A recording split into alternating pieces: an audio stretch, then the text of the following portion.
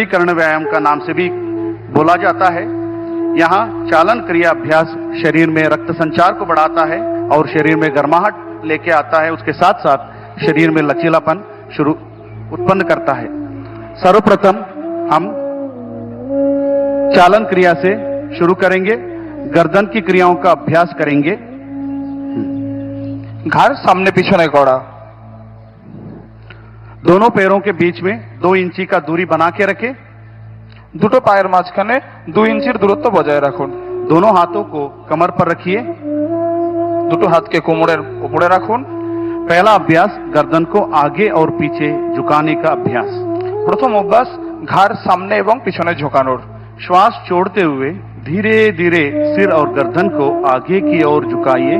सांस छाड़ते छाड़ते माथा एवं घाड़ के सामने दिखे झुकान और धीरे धीरे श्वास भरते हुए सिर और गर्दन को पीछे की ओर झुकाइए। सांस नीते नीते पिछनेर दिके माथा झुकान और धीरे धीरे श्वास छोड़ते हुए सिर और गर्दन को सामान्य स्थिति में लेके आइए। सांस नीते नीते स्वाभाविक अवस्थाय फिरे आसुन।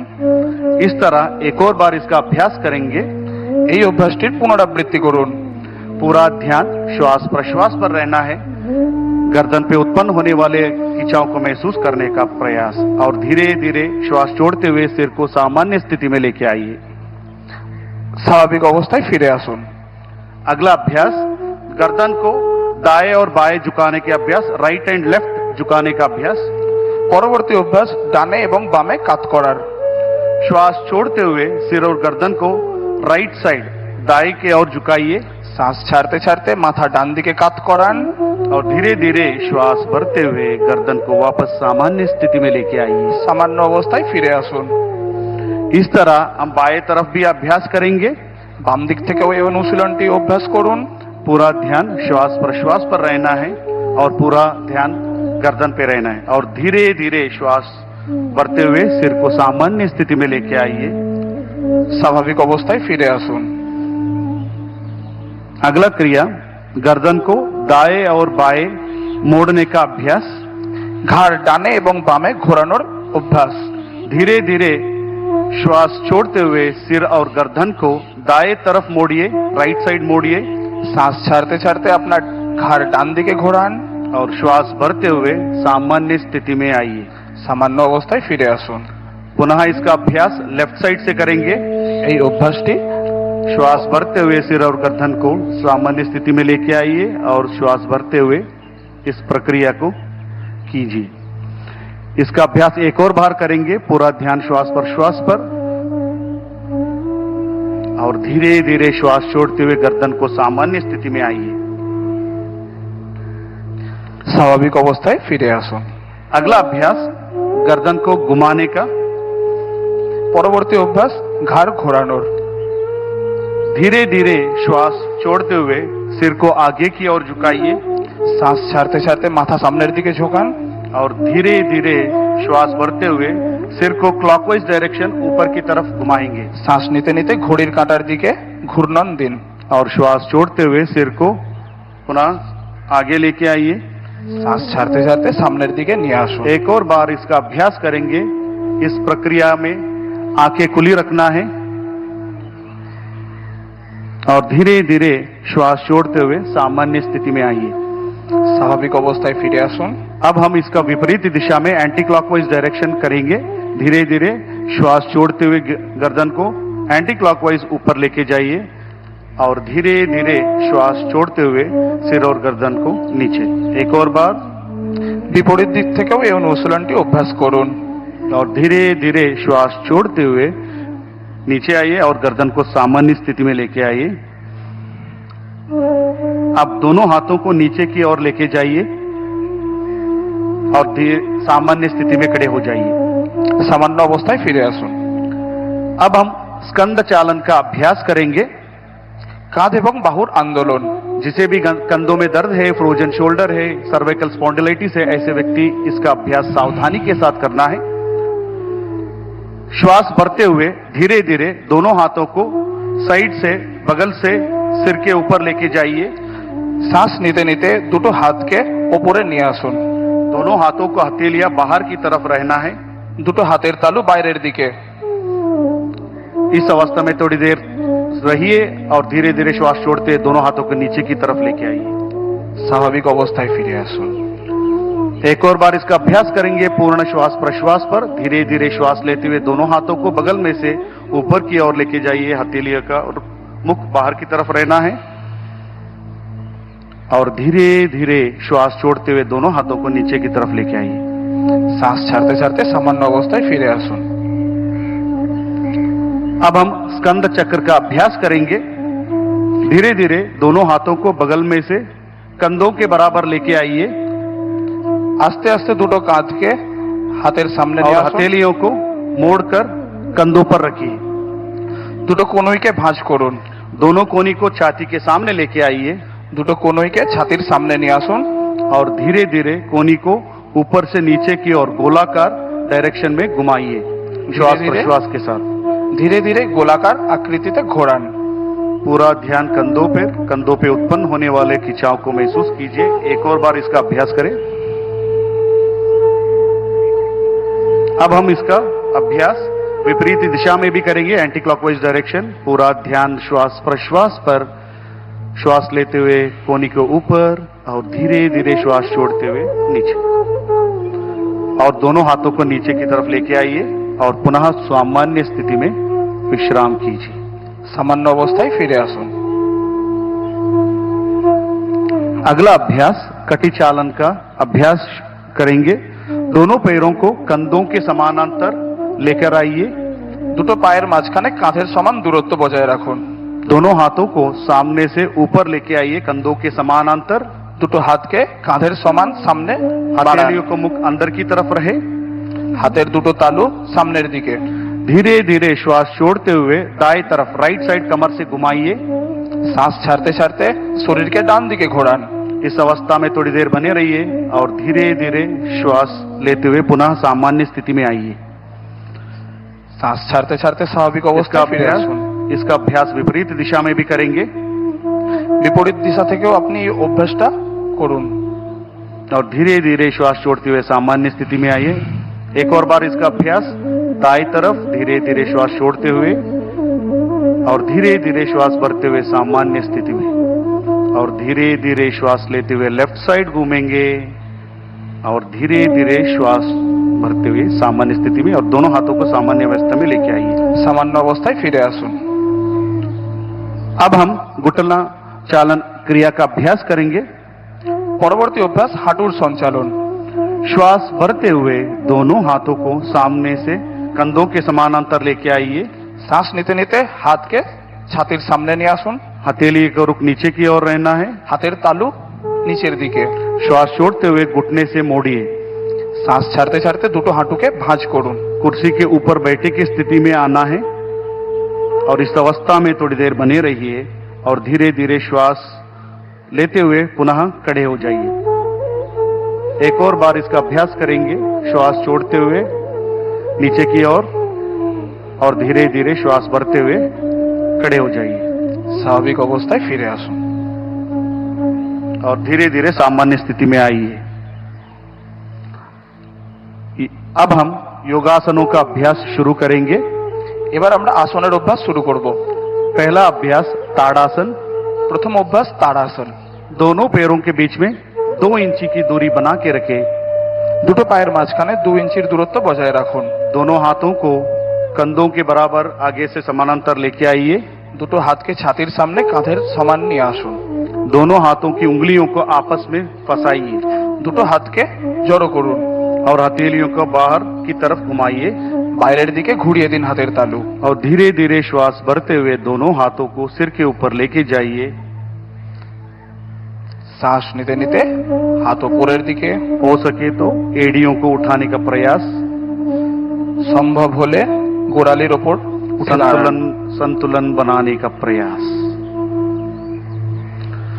और धीरे धीरे श्वास छोड़ते हुए दोनों हाथों को नीचे की तरफ लेके आइए শ্বাস ছাড়তে ছাড়তে হাত নিচে और सामान्य स्थिति में आ जाइए और विश्राम कीजिए। आराम করুন। अगला अभ्यास पादहस्तासन का अभ्यास करेंगे। পরবর্তী অভ্যাস পাদহস্তাসন। जिसे भी हाइपर बीपी है, हर्निया है, हाइपर गैस्ट्राइटिस है, ऐसे व्यक्ति सावधानी के साथ इसका अभ्यास करना है। दोनों पैरों के बीच में 4 इंची का दूरी बना के रखिए। দুটো পায়ের মাঝখানে 4 ইঞ্চির দূরত্ব বজায় দিন। दोनों हाथों को श्वास भरते हुए सामने से सिर के ऊपर उठाइए দুটো হাতকে সামনে থেকে মাথার উপর নিয়ে যান और धीरे धीरे श्वास बाहर छोड़ते हुए कमर से आगे की ओर झुकाइए। শ্বাস ছাড়তে ছাড়তে কোমর থেকে ঝোঁকান। दोनों हाथों को दोनों पैरों के पंजे के पास रखने का प्रयास দুটো হাতকে পায়ের পাশে স্থাপিত করুন और दोनों घुटने को सीधा रखने का प्रयास। দুটো হাঁটুকে সোজা করার প্রয়াস করুন। इस अवस्था में सामान्य श्वास प्रश्वास के साथ रहिए এই और অবস্থায় धीरे धीरे श्वास भरते हुए हाथों को ऊपर की ओर लेके आइए শ্বাস নিতে নিতে ফিরে আসুন और श्वास छोड़ते हुए दोनों हाथों को नीचे की ओर लेके आइए और विश्राम कीजिए। আরাম করুন। अगला अभ्यास अर्ध चक्रासन। পরবর্তী অভ্যাস অর্ধচক্রাসন। दोनों हाथों को कमर पर रखिए দুটো হাতকে কোমরের ওপর রাখুন और धीरे धीरे श्वास। और आज दुनिया भर में 12वां अंतर्राष्ट्रीय योग दिवस मनाया जा रहा है। उसकी बेहद खूबसूरत तस्वीर भी सामने आ रही है। जिस तरह से हम आपको लगातार ये तस्वीरें भी दिखा रहे हैं, प्रधानमंत्री योग करते हुए नजर आ रहे हैं। इसके साथ ही वहां पर कोलकाता से जिस तरह से तस्वीर सामने आ रही है, हम देख रहे हैं कि इस तरह से वहां पर लोगों की संख्या, भारी संख्या में लोग वहां मौजूद हैं। और हमारे साथ योग आचार्य गौरव बालियान जी हैं, जिन्हें खुद 10 से 11 साल हो गए हैं योग करते हुए। गौरव जी, बहुत शुक्रिया आपका न्यूज़ 18 दिल्ली एनसीआर में आने के लिए। और सबसे पहले आप ये बताइए कि जिस तरह से हम अभी देख रहे थे प्रधानमंत्री जी योग कर रहे थे, एक चीज जो बार बार मैं सुन रही थी, श्वास को लेने की बात हो रही थी, उसे छोड़ने की बात हो रही थी। नियंत्रण बहुत जरूरी है योग में, उसको जरा सा एक्सप्लेन करिए। जी, श्वास का संबंध हमारे शरीर से तो है ही, लेकिन हमारे मन से भी बहुत गहरा है। अगर हम दूसरे अभ्यास में और योग में कोई अगर हम डिफरेंस देखें तो सबसे बड़ा यही है कि दूसरे अभ्यास में हम श्वास पर बहुत ध्यान नहीं देते हैं, पर यहाँ पर योग का उद्देश्य जो है वो है जागरूकता। यानी कि कोई भी मूवमेंट आप कर रहे हैं वो पूरी तरह जागरूक होकर कर रहे हैं। तो जागरूक होने के लिए हमारे स्तंभ हैं ये शरीर, हमारा श्वास और हमारे सेंसेस, वो कहाँ हैं। तो ये और गौरव जी, ये तस्वीरें भी हम लगातार देख रहे हैं। अभी ये जो योग चल रहा है, इसके बारे में जरा बताइए और इससे शरीर को किस तरह से फायदा मिलता है, उसको जरा बताइए। जी देखिए, योग जो है वो परंपरा हमारे सदियों से है, हमारे देश की धरोहर है। और आज मैं कहूँगा कि आज पूरी दुनिया आज इसको फॉलो कर रही है। और शायद इसीलिए फॉलो कर रही है कि योग जो है वो हर एज, यानी कि कोई छोटे बच्चे से लेकर और हम बड़े तक, बल्कि वो पेशेंट्स जो बेड से हिल भी नहीं सकते हैं, वो पेशेंट भी योग कर सकते हैं। तो ऐसा डाइवर्सिटी शायद ही आपको कहीं देखने को मिलेगा जो आपको योग में देखने को मिलता है। जी, और इसके साथ ही जो थीम है इस बार के अंतर्राष्ट्रीय योग दिवस की, योगा फॉर हेल्दी एजिंग, इस थीम पर क्या कुछ कहेंगे आप?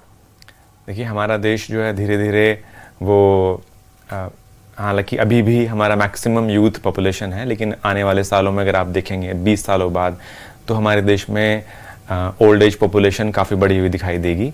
तो उस पॉपुलेशन को हैंडल करने के लिए सिर्फ हेल्थ केयर सिस्टम काफ़ी नहीं रहेगा। अगर हम हेल्दी रहेंगे तो शायद हमें ज़रूरत ही नहीं पड़ेगी उसको हैंडल करने के लिए। तो इसको हम अगर अभी से ही अपने जीवन का हिस्सा बनाएं, अपनी दिनचर्या का हिस्सा बनाएं, तो ये बहुत बड़ा हमारे देश में एक एनर्जी फोर्स को क्रिएट करेगा। देखिए, बीमार लोग जो हैं वो कभी भी प्रोडक्टिव नहीं होते हैं।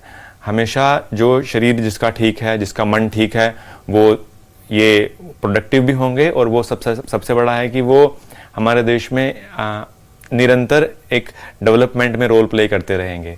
तो मुझे लगता है कि ये बहुत इंपॉर्टेंट थीम है। शायद आज का थीम बहुत सोच समझ कर रखा गया है। बिल्कुल गौरव जी, और जिस तरह से बीच में हम तस्वीरें भी देख रहे हैं, प्रधानमंत्री जी खुद कितने एनर्जेटिक नजर आ रहे हैं, ये तस्वीरें बता रही हैं। अच्छा, अभी जिस तरह से ये आसन किया जा रहा है, ये कौन सा आसन है और हमारे शरीर पर इसका किस तरह से असर पड़ता है? ये भद्रासन है और ये आपका पेल्विस और हिप जॉइंट को स्ट्रेच करने के लिए है। और ये हमारे प्रोस्टेट और ये सर्विक्स से, प्रोस्टेट और यूट्रस से होने वाली जितनी प्रॉब्लम्स हैं उसको आपको अवॉइड करने में हेल्प करता है। हिप जॉइंट जिसका स्टिफ रहता है तो वो धीरे धीरे घुटनों में प्रॉब्लम भी लेके आता है। तो ये प्रैक्टिस जो है भद्रासन, ये बहुत सारी प्रॉब्लम्स को अवॉइड करने के लिए बहुत लाभदायक है। इसको करते वक्त ऐसी कौन सी चीज है जो ध्यान में रखनी चाहिए इंसान को, क्योंकि अक्सर क्या होता है आसन और योग मतलब ये तमाम चीजें ऐसी हैं कि अगर हमने थोड़ा सा भी इसको गलत तरीके से किया तो ये हमारे शरीर पर इसका उल्टा असर भी देखने को मिलता है। तो कौन सी चीजें हैं जो ध्यान में रखनी चाहिए इन्हें करते वक्त? बहुत ही आपने अच्छा ये क्वेश्चन पूछा है। जब भी हम कोई आसन करते हैं तो हमें अपने पोस्चर का जरूर ध्यान रखना चाहिए कि मेरा लेग्स का मूवमेंट है लेकिन मेरा बैक कैसा है, मेरा गर्दन कैसा है। इसीलिए योगाभ्यास जो है वो किसी अच्छे शिक्षक या आचार्य के साथ रहकर करना चाहिए, क्योंकि अगर हम एक चीज का फायदा लेने के लिए हम कोई अभ्यास कर रहे हैं और हमने ठीक से उसके प्रॉपर टेक्निक को फॉलो नहीं किया तो इसके दुष्परिणाम भी देखने को मिलते हैं। जी गौरव जी, और इसके साथ ही आज के इस भागदौड़ भरी जिंदगी में जहां तनाव एक आम समस्या बन चुका है, योग उसे कम करने में कैसे मदद करता है? देखिए, सबसे पहले तो हमें तनाव के कारण ही जानने होंगे। जब हम खुद से डिस्कनेक्ट हो जाते हैं तो हम बेशक सोशल मीडिया से कितने भी कनेक्टेड हों, लेकिन जब खुद से डिस्कनेक्ट हो गए तो हम अकेलापन और एंग्जाइटी और ये स्ट्रेस ये सब देखने को मिलता है। तो प्रॉब्लम स्ट्रेस की नहीं है, प्रॉब्लम है सेल्फ से डिस्कनेक्शन होने की। तो योग जो है वो आपको कनेक्ट करने का काम करता है खुद से। जब आप खुद से कनेक्ट होते हैं तो मुझे लगता है कि आप एक बेस्ट पर्सनालिटी की तरह बाहर निकलते हैं। तो इसलिए योग जो है वो आज के संदर्भ में बहुत ही जरूरी अभ्यास बन गया है। गौरव जी, इसके साथ ही मेरा एक ये आपसे सवाल है कि योग केवल शारीरिक कसरत मतलब से अलग कैसे है, और इसके साथ ही हमारे दैनिक जीवन पर इसका असली महत्व क्या पड़ता है? हमारे दैनिक जीवन पर इसका सबसे बड़ा असर ये पड़ता है कि जब हम सुबह उठते हैं और सुबह उठने के बाद हम उठते ही पूरे इस दुनिया से कनेक्ट हो जाते हैं, तो हमारे हाथ में जो हम मोबाइल देखते हैं ये सिर्फ मोबाइल हमें पूरे वर्ल्ड की इन्फॉर्मेशन से आपको जोड़ देता है, और इन्फॉर्मेशंस हमेशा स्ट्रेस लेके आती हैं। ओवरलोड इन्फॉर्मेशंस और आपको थोड़ी प्रॉब्लम्स में लेके जा सकती हैं। बिल्कुल बिल्कुल। तो क्या हमारे आपको ये रोकना चाहूंगी, ये जो अभी आसन चल रहा है आप देख सकते हैं, खुद प्रधानमंत्री कैसे वहां पर लोगों पर नजर रख रहे हैं, ये आसन चल रहा है, ये कौन सा आसन है और इसके साथ ही इस आसन का क्या कुछ असर हमारी बॉडी पर देखने को मिलता है? जी, जैसा हमने देखा प्रधानमंत्री जी इतने सालों से योगाभ्यास में हैं तो वो खुद जानते हैं कि क्या आसन का टेक्निक क्या होना चाहिए। तो आज वो एक टीचर की भांति काम कर रहे हैं। तो ये आसन है हमारा शशक आसन, शशक यानी कि खरगोश।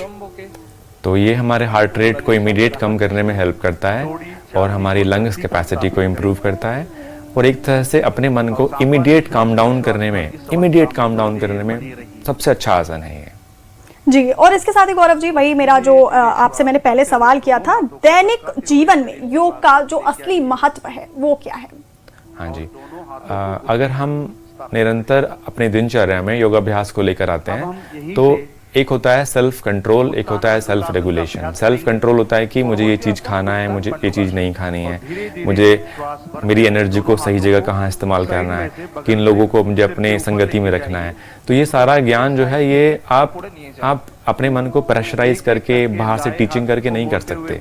जब आप योग जैसी अद्भुत क्रिया को अपने दिन के कुछ एक हिस्से में अगर आप करना शुरू कर दें तो ना हमारा मन ना एक सेल्फ रेगुलेशन की तरह फॉलो करने लगता है। तो आप जान जाते हैं और ये सारा ऑटोमेटिक सिस्टम है, आपको पता चल जाता है कि मुझे मेरी एनर्जी को सही डायरेक्शन कैसे देनी है। बिल्कुल गौरव जी, इसके साथ ही जैसे कि आपको खुद 10 से 11 साल हो गए हैं, लंबा वक्त हो गया आपको योग करते हुए, आपने खुद में कितने चेंजेस, बदलाव खुद की बॉडी में कितना महसूस किया है?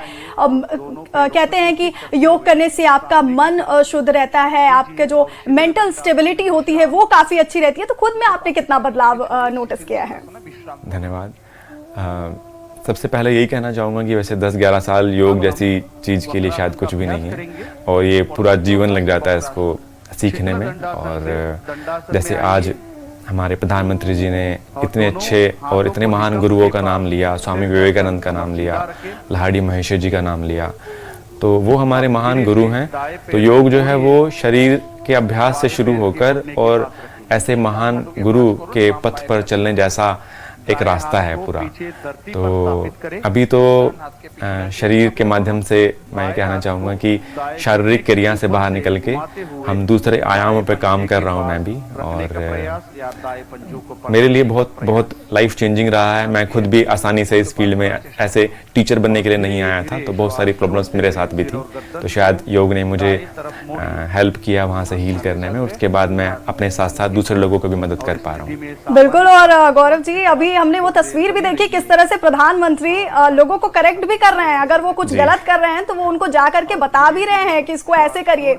और ये जो अभी आसन अभी स्क्रीन पर चल रहा है, ये कौन सा आसन है और इसके साथ ही इसका क्या बॉडी पर अफेक्ट असर देखने को मिलता है? जी, चल रहा है मत्स्येंद्र आसन। मत्स्येंद्र आसन हमारे लोअर एब्डोमेन में जो ऑर्गन्स आते हैं उसको स्टिमुलेट करता है, जैसे कि आपके पैनक्रिया और इंटेस्टाइन्स और यूट्रस, प्रोस्टेट, ये सारे ऑर्गन्स जब स्टिमुलेट रहते हैं तो इसमें ब्लड सर्कुलेशन इंप्रूव रहता है। तो बहुत अच्छा आसन है। मत्स्येंद्र एक गुरु थे हमारे, मत्स्येंद्र नाथ जी, उनके नाम पर ये आसन रखा गया है।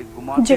और इसके साथ ही आजकल जिस तरह से अगर महिलाओं की बात करूं, लड़कियों की बात करूं, तो पीसीओएस गौरव जी बहुत आम बीमारी हो गई है। काफ़ी लड़कियां इससे सफ़र करती हैं, इससे जूझती हैं। उसके बारे में बताइए कि ऐसा कौन सा योग है जो उनके लिए काफ़ी आसान, अगर भाषा में कहें तो जो काम दवाई नहीं कर पाती वो काम योग कर देता है।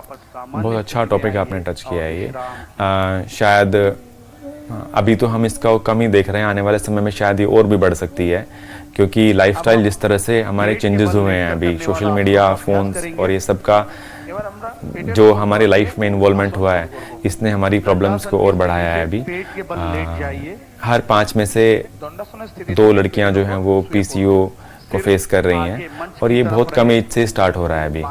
तो हम योग के बिना अपने आप को स्वस्थ रख ही नहीं सकते हैं, क्योंकि पीसीओ ना सिर्फ शरीर से संबंध नहीं है, इसका संबंध हमारे विचारों से, हमारे मन से, हमारे डे टू डे लाइफस्टाइल से है। तो योग इसमें सबसे बड़ा रोल प्ले करेगा। हमारे बच्चियों को हम स्कूल एज से ही अगर हम योग जैसी पद्धति में अगर हम उनके सामने इंट्रोडक्शन कर देना उनका किसी भी तरीके से, तो मैं कहूँगा कि ये बहुत मिराकल लेके आने वाला है हमारी लाइफ में। बिल्कुल। और हम अपने दर्शकों को लगातार ये तस्वीरें भी दिखा रहे हैं किस तरह से प्रधानमंत्री लोगों के पास जा करके और उनको करेक्ट कर रहे हैं। अगर वो कहीं भी गलत कोई भी स्टेप योग का गलत कर रहे हैं, वो जा करके खुद उसको मॉनिटर कर रहे हैं और उन्हें बता रहे हैं कि ऐसे करो वैसे करो। अभी जो ये आसन चल रहा है, इसके बारे में क्या कहेंगे आप? जी, ये मकर आसन है। मकर आसन जो है हमें बैक को रिलैक्स करने में हमें हेल्प करता है, और ये देखना बड़ा अद्भुत है कि कैसे मोदी जी एक टीचर की भांति काम कर रहे हैं और सबको ठीक करेक्ट कर रहे हैं। तो मतलब ये सच में अद्भुत है मेरे लिए। जी। और इसके साथ ही जिस तरह से हमने देखा कि देखिए, योग केवल एक आसन नहीं है, योग एक जीवन शैली बन गया है। लोगों को गौरव जी, जिस तरह से बिजी स्केड्यूल हो रहा है आजकल, लोगों का टाइम नहीं है लोगों के पास, ऐसे में योग के लिए कितना टाइम जरूरी है? अगर उनका बिजी स्केड्यूल है तो वो कितना टाइम योग को दे? मैं ये कहूँगा कि अगर कोई पूछे कि योग किसके लिए ज़रूरी है सबसे ज़्यादा, तो मैं कहूँगा योग उसके लिए ज़रूरी है जिसके पास समय नहीं है। तो आपके पास जितना भी समय आप निकाल सकते हैं, 5 मिनट, 10 मिनट, 15 मिनट। और योग जैसे हम बात कर रहे, आपने अभी टच किया वो टॉपिक को, इतना डीप है वो कि योग जो है वो सिर्फ आसन ही नहीं है। तो आप अपनी कार में बैठे हैं तो वहाँ कर सकते हैं, आप सोने जा रहे हैं, आप सोने से पहले 5 मिनट के लिए आप ध्यान में बैठ सकते हैं, आप खाना खा रहे हैं तो आप खुद के साथ जुड़ के खाना खा सकते हैं। इसीलिए योग जो है वो सिर्फ मैट पर करने की चीज़ नहीं है, वो ऑफ द मैट करना चाहिए। आपके दिन भर का जो भी एक्टिविटी में इन्वॉल्व हैं, उस समय पर आप कोशिश करें कि अपने ध्यान को आप बाहर की चीज़ों से हटा के स्वयं की फिजिकल अवेयरनेस पर को क्रिएट कर लीजिए, और आप एक ही सेकंड में आप योग करना शुरू कर सकते हैं। यानी कि 1 सेकंड पहले और 1 सेकंड बाद में इतना फर्क पड़ सकता है कि 1 सेकंड पहले आप दुनिया से कनेक्ट थे, 1 सेकंड बाद आप अपने आप से कनेक्ट हैं। जहाँ कनेक्ट हो गए वहाँ योग शुरू हो गया। बिल्कुल गौरव जी, और अभी आपसे थोड़ी देर पहले हम वो तमाम तस्वीरें भी दिखा रहे थे 2015 से लेकर के अब तक की, किस तरह से प्रधानमंत्री एक प्रेरणादायक तस्वीर है। जो लोग इसे देखते हैं, यंगस्टर्स इसे इन तस्वीरों को देखते हैं तो बहुत कुछ उनको सीखने को मिलता है। गौरव जी, अगर उन लोगों की बात करें जो योग बिल्कुल नहीं करते हैं और वो जस्ट अगर स्टार्ट कर रहे हैं योग करना, तो शुरुआती दिनों में ऐसे कौन से योग हैं जो उन्हें करने चाहिए? क्योंकि धीरे धीरे ही शुरुआत होती है, तो शुरुआत में से कौन से योग हैं जो वो करें, फिर धीरे धीरे आगे बढ़े? बहुत अच्छा पूछा आपने। अगर आप देखें तो सबसे पहले तो हमें कोई शिक्षक, हमारे पास एक ट्रेन्ड टीचर होना चाहिए जिसने खुद प्रैक्टिस किया हो, तो ये बहुत ज़रूरी है। दूसरा, इससे